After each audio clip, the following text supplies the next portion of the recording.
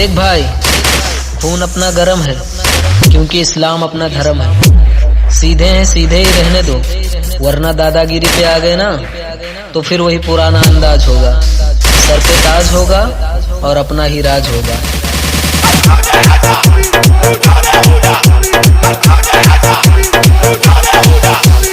Dialogue बोलने का इतना ही शौक है तो छोटे मोटे कलाकारों के सामने बोला कर, अपने बाप के सामने नहीं।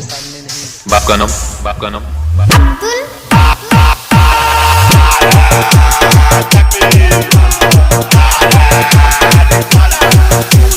हम मरने तैयार है, मिटने तैयार है, लेकिन खुदा की कसम झुकने तैयार नहीं है, क्योंकि यह सर सिर्फ अल्लाह की बारगाह में झुकता है और किसी के सामने नहीं झुकता।